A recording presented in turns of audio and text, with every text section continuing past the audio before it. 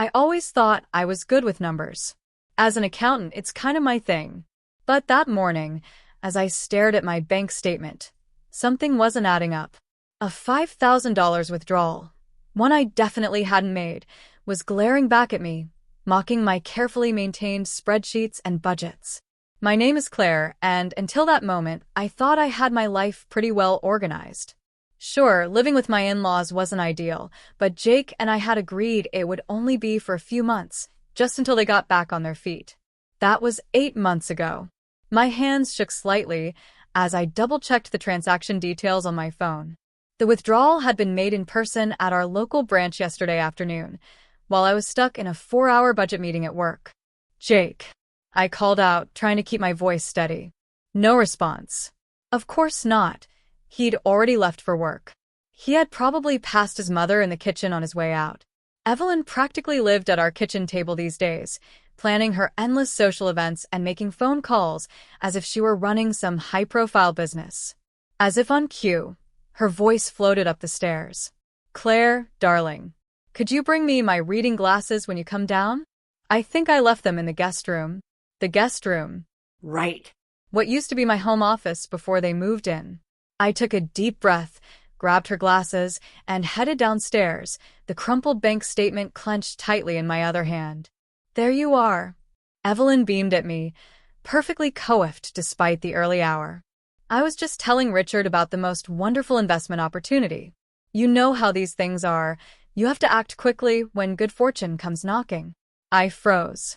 Halfway through handing her the glasses, my grip tightened. Richard, my father-in-law, suddenly seemed very interested in his coffee cup. Investment opportunity.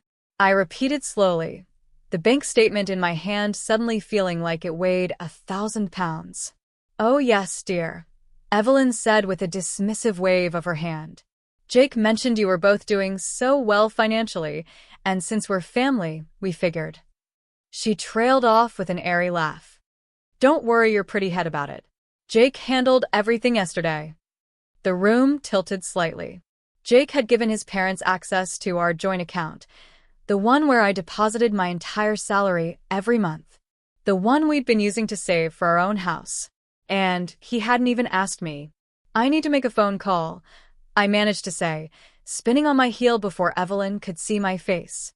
As I climbed the stairs, I could still hear her chattering away to Richard about some charity gala she was planning to host. In my house. No doubt, with my money. By the time I reached the bedroom, my hands weren't shaking anymore. They were perfectly steady as I reached for my phone and dialed Jake's number. No answer. Instead, I got a text around noon. Sorry, honey, crazy day at work. We'll talk tonight. Work. Right. I was sitting in my car outside my favorite coffee shop, where I had agreed to meet my best friend Mia for lunch. My grip on the steering wheel tightened, my knuckles turning white. 8 unanswered calls. And all I got was a text. A tap on my window snapped me out of my thoughts. You look like you're about to commit murder, Mia said, peering through the glass. Come on. I got us a table in the back. Inside, over steaming cups of coffee, I told her everything. The mysterious withdrawal, Evelyn's casual mention of an investment opportunity, Jake's silence. With each detail, Mia's expression darkened. So let me get this straight, she said, setting down her cup with a sharp click. Your mother-in-law is redecorating your guest bathroom with gold fixtures. My heart stopped. What? You haven't seen the delivery guys? She asked, eyebrows raised. They were at your house this morning when I drove by. I thought you knew. There was this huge truck from Luxury Bath and Beyond parked in your driveway. My stomach dropped. My coffee suddenly tasted like acid. $5,000 on bathroom fixtures in my house, without even asking? I repeated, my voice barely above a whisper. Mia leaned forward, her voice gentle but firm. Claire, this isn't just about money anymore. They're literally renovating your house without your permission. I swallowed hard. I know, I whispered. But Jake. Jake needs to grow a spine, she cut in. Or you need to grow claws. Before I could respond, my phone buzzed. A text from Evelyn. Darling, the contractors need a decision about the marble countertops. I picked out a lovely Italian import, but it's slightly over budget. Jake said to check with you, since you're so good with numbers. Mia read the message over my shoulder and let out a low whistle. Slightly over budget? You mean over the budget of your stolen money? I stared at my screen, fingers hovering over the keyboard. I started typing. Stopped. Deleted. Started again. How do you tell someone they've crossed a line when they don't even acknowledge the existence of boundaries? You know what the worst part is? I said, locking my phone and setting it aside. Last week, Evelyn told me I should be grateful they moved in. Said Jake was finally becoming the man she raised him to be now that they're around more. Mia scoffed. And what kind of man is that? I exhaled sharply. One who apparently doesn't need to consult his wife about anything. I stood abruptly, suddenly feeling restless. I need to get back to work. But first, I grabbed my purse. I'm stopping by the bank to open a new account. One without Jake's name on it. Mia smiled, leaning back in her chair. Now that's the Claire I know. Just remember, sometimes the best revenge isn't about getting even. It's about getting free. Her words echoed in my mind as I drove. Getting free. Maybe it was time to show the Addisons exactly what kind of woman their son had married. The truth hit me like a slap in the face when I was organizing our tax documents. Jake hadn't just given his parents access to our joint account. He'd been systematically transferring money to them for months. Small amounts at first, then larger sums. All carefully labeled as business expenses or household maintenance. I was still staring at the spreadsheet, my stomach in knots, when I heard Jake's car pull into the driveway. The house smelled like his mother's signature pot roast. I could hear her laughter mingling with Richard's deep chuckle in the dining room. Everything felt surreal, like I was watching my life through someone else's eyes. The door creaked open. "Hey, you missed dinner," Jake said, loosening his tie. "Mom saved you a plate." I turned the laptop toward him. $27,000. Jake froze.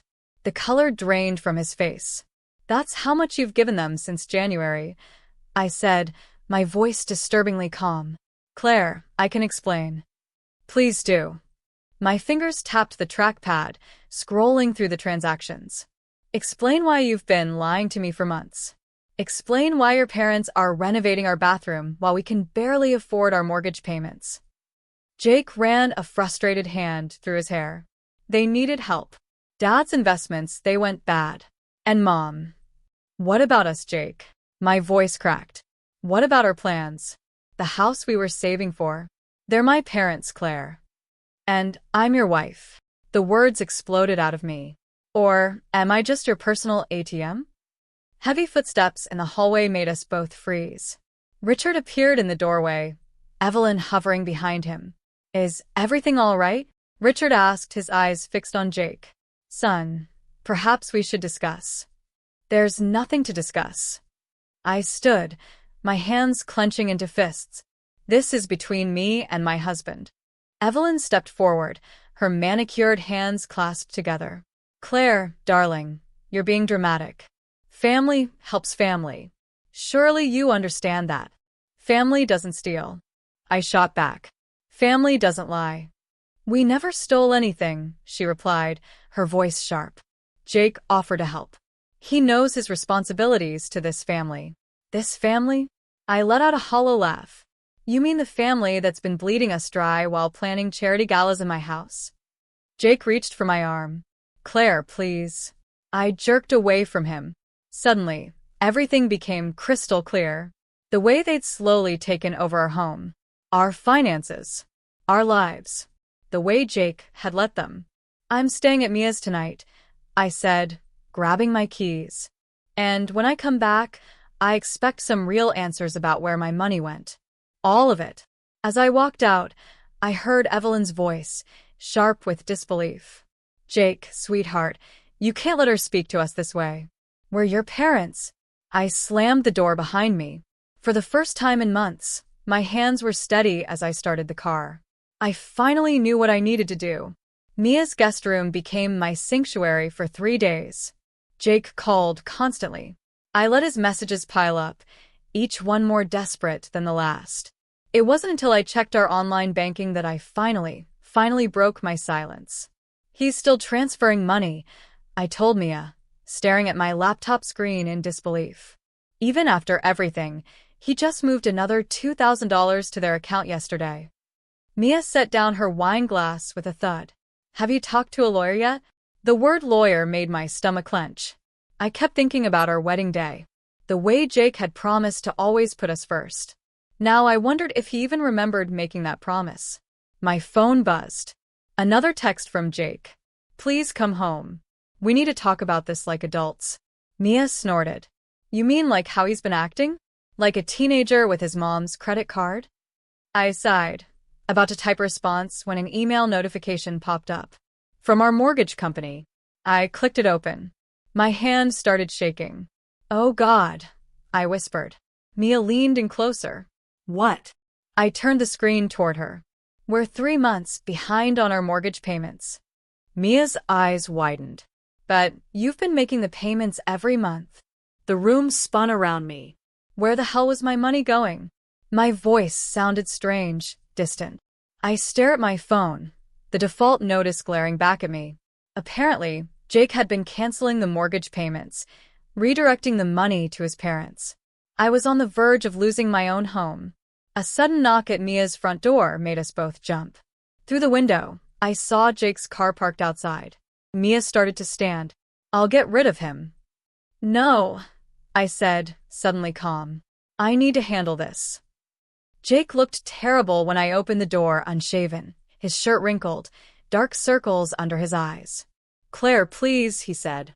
Mom's beside herself. Dad's talking about moving out. The mortgage. I cut him off. My voice was barely a whisper. You've been stealing our mortgage payments. He flinched. Dad's investment group is about to turn things around. Once they secure this next deal. There is no deal, is there? The realization hit me like a wave. Your father's broke, I said, my voice steady. And you're destroying our life to maintain their lifestyle. They're family, Jake pleaded. We can't just abandon them. But you can abandon our future? I stepped back inside. I'm filing for separation, Jake. I suggest you talk to your parents about finding somewhere else to live. Claire, wait. I closed the door. Through the window, I watched him stand there for a long moment before finally walking away. You okay? Mia asked softly. I nodded, pulling out my phone to search for divorce lawyers. I will be, I whispered. For the first time in months, I actually will be. After a week at Mia's, I returned home. With divorce papers in my bag. And a plan. What I didn't expect was to find Evelyn hosting a garden party in my backyard. The catering staff bustled around. String lights hung from my apple trees. Tables I'd never seen before lined the patio. In my house, Evelyn spotted me and waved cheerfully, as if nothing had happened. Claire, you're just in time. The caterers need approval for the menu for next weekend's charity gala. I stood frozen on my own back porch. What charity gala? The one we're hosting here, of course, Evelyn said, adjusting a centerpiece. Jake said you'd be fine with it. We've already sent out the invitations. The divorce papers felt heavy in my bag. Where is Jake? Working late again. Poor dear, he's been so stressed lately. Then she lowered her voice. Though I suppose that's partly your fault. Running off like a teenager having a tantrum. Something inside me snapped. Everyone needs to leave. Evelyn's smile stiffened. Claire, don't be ridiculous. Get out. My voice carried across the yard, making the catering staff pause. All of you. This event is cancelled. Evelyn's face hardened. I have 50 guests coming next weekend, important people. You can't just... I pulled out my phone and dialed the catering company's number from the truck side panel. Hi, I'm Claire Addison, the homeowner. I'm canceling all services for next weekend's event. No, Mrs. Evelyn Addison is not authorized to make arrangements for my property. Richard appeared from inside, his face red. Claire, you're embarrassing your mother. I turned to him, voice icy. She's not my mother. I looked at the stunned staff. Please pack up and leave. Now. They hurriedly gathered their things. Evelyn grabbed my arm. You ungrateful little. Let go. My voice was quiet but firm. or I'll call the police and have you removed for trespassing." She released me like I had burned her. "Jake will hear about this." "Good." I pulled the divorce papers from my bag. "He can add it to the list of things we need to discuss." Richard stepped forward, suddenly looking uncertain. "Now, Claire, let's not be hasty. You have until tomorrow to find somewhere else to stay," I said, walking into my house. I turned on the stairs. "I suggest you start packing." "This isn't over," Evelyn hissed. I didn't even turn around. "You're right." I opened my bedroom door. "It's just beginning." I could hear them arguing downstairs. I could hear the catering trucks pulling away. My hands were shaking, but not from fear. For the first time since this nightmare began, I felt powerful. My phone buzzed. "Jake." Calling again. This time, I answered. "We need to talk," I said before he could speak. And this time, I'm doing the talking. Jake came home late that night. But he wasn't alone. The entire Addison family clan filled my dining room. Aunts. Uncles. Cousins I'd never met. Evelyn sat at the head of my table like a queen, holding court. Jake rubbed his temples. "Mom thought we should have a family meeting." I stared. "Family meeting?" I repeated. "Or an intervention?" Evelyn's practiced, perfect smile spread across her face. "We're all concerned about your recent behavior, dear. The canceled charity gala, the threats, the divorce papers, which you had no right to tell anyone about." I cut in, glaring at Jake. His cousin Sarah, was it? Someone I'd never met reached for my hand. "We just want to help." I pulled away. "You don't even know me." "But we know Jake," Richard said. "And this isn't like him." "The missed payments," Evelyn added. "The stress. It all started when you began pushing back against family obligation." I laughed. A sharp, bitter sound. "You mean when I stopped blindly funding your lives?" Their silence was all the answer I needed. I leaned back, arms crossed. "You've made one mistake," I said. Evelyn tilted her head. "And what's that?" I smiled. "You thought I would break." I turned to Jake. "And you? You let them turn our marriage into a transaction." I stood up. "Well, the bank is closed." I pulled the divorce papers from my bag and slid them across the table. Jake stared at them. Evelyn gasped. And I had never felt stronger. My laugh sounded hollow even to my own ears. "Family obligations?" I repeated. "Is that what we're calling financial abuse now?" "Nobody's abusing anyone," Jake insisted, his jaw tightening. "Mom and Dad needed help." "So you stole from our mortgage payments?" The room went silent. I scanned the faces of his family, watching their expressions shift. "Did you tell them that part, Jake?" I asked, voice cold. "Did you tell your whole family how you've been secretly funneling money to your parents while our house is about to go into foreclosure?" Evelyn's smile faltered. "Jake assured us you were both doing very well financially," she said, her voice suddenly uncertain. "We were," I said, "until you moved in." "Now, Claire," Richard started, but I'd had enough. I pulled out my phone, opened my banking app, and held it up. "Would everyone like to see exactly how well we're doing?" I started scrolling through the numbers. "Here's our mortgage statement. Here's Jake's secret transfers. Here's the credit card debt he's been hiding." "That's enough." Jake slammed his hand on the table. "No, it's not enough." I turned to the shocked faces around the table. "You all want to talk about family?" I said, voice rising. "Fine.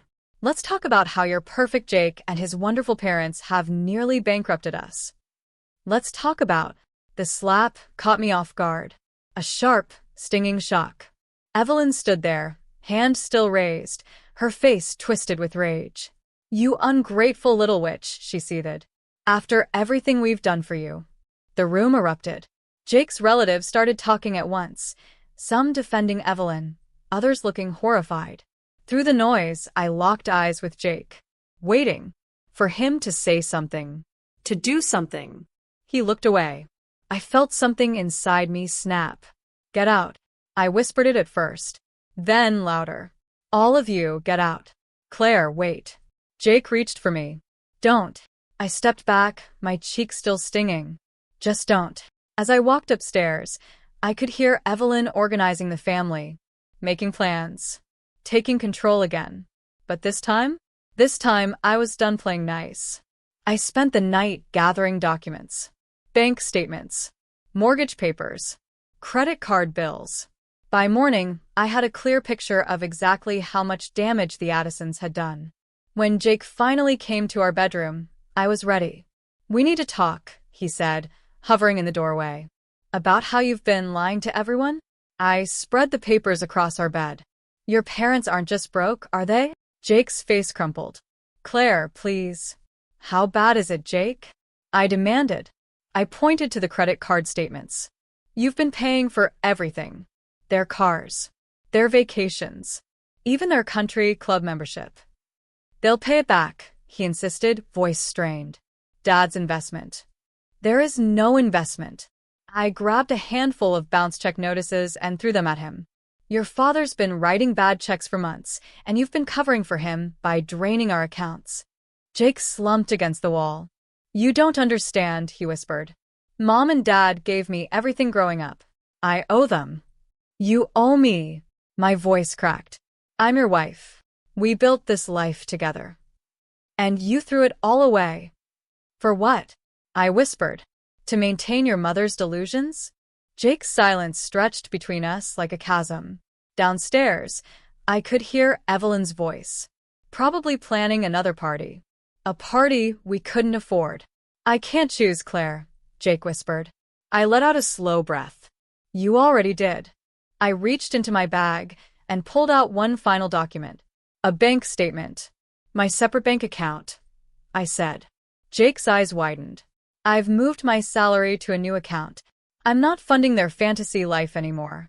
"You can't do that." "Watch me." I stood up, suddenly feeling lighter. "I've also called a realtor.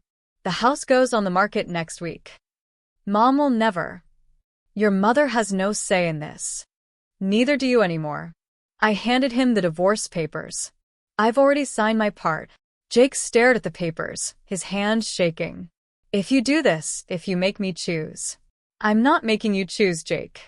I met his eyes, unwavering. "I'm choosing myself." A commotion downstairs made us both turn. Then Evelyn. She appeared in the doorway, her face red with anger. "What's this about selling the house?" she demanded. "Jake, tell her she can't." I turned to her, voice calm. "The house is in my name." I took a step closer. "I bought it before we were married. You all seem to have forgotten that. But we're family." Evelyn's voice rose, hysterical. I took a deep breath. Then, looking her dead in the eye, I said, "No, we're not," I said. "We never were." Then, I walked past them both, past Evelyn's shrill voice, past Jake's weak protests, and out the front door. Behind me, their voices faded, becoming nothing more than background noise. Unimportant. I climbed into my car, my fingers tightening around the steering wheel. Then, for the first time in months, I took a deep breath and started the engine. It wasn't the revenge I had originally wanted, but it was something better. Freedom. I stood in my newly renovated kitchen, running my fingers along the cool surface of my white cabinets. The gold fixtures Evelyn had once insisted on were gone. The house had sold quickly, and my new townhouse felt like a fresh start. No more echoing rooms filled with other people's expectations. Just me. My choices. My life. My phone buzzed. A text from Jake's cousin, Sarah. "You should know. Mom and Dad finally moved in with Evelyn and Richard. Jake's living in their pool house." I smiled, imagining Evelyn's perfect world crumbling under the weight of reality. For adults, all living off Jake's salary, still pretending everything was fine. Karma had its own way of settling scores. The doorbell rang.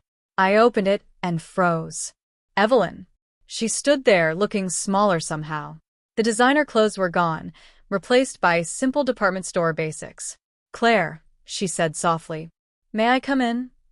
A part of me wanted to slam the door in her face, but curiosity won out. I stepped aside. She walked in, glancing around. "Nice place," she murmured. "Very you." I crossed my arms. What do you want, Evelyn? She twisted her hands together. A nervous gesture I had never seen before. Jake's getting counseling for his financial codependency, she said hesitantly. He wanted me to give you this. She handed me an envelope. Inside was a check. Not for everything they had taken, but a start. It was supposed to be perfect, Evelyn whispered. My perfect son, his perfect life. She swallowed hard. I thought if I could just control everything. She trailed off, looking lost. That's the problem, I said quietly. You can't control everything. Or everyone. She nodded, her shoulders sagging. I know that now. She reached for her purse. I should go. At the door, she hesitated. Then, turning back, she said, I'm sorry, Claire. Not just for the money. For everything. I nodded, not quite ready to forgive, but understanding something I hadn't before. Evelyn's perfect world had been built on fear. Fear of losing control. Fear of losing status. Fear of losing her son's devotion. And in the end, she lost anyway. After she left, I sat in my quiet kitchen, staring at the check. 6 months ago, I had wanted revenge. Wanted to make them all hurt the way I had. Now, watching their carefully constructed facade crumble under its own weight, it felt less like victory, and more like liberation. My phone buzzed again. A text from Mia. Drinks tonight? That cute bartender is asking about you again. Winking face. I smiled, thinking about new beginnings. Thinking about unexpected paths. I looked at the check one last time. It represented more than just money. It was acknowledgement. It was accountability. Maybe even a hint of redemption. But I didn't need it anymore. I took a photo of the check and sent it to Jake. With one simple message. Use this for your therapy. I'm good on my own. Then I texted Mia back. Tell the bartender I'll be there at 8. Winking face. Because sometimes, the best revenge isn't about getting even. It's about getting free. Please feel free to comment below if you like this. Remember to like and subscribers for more.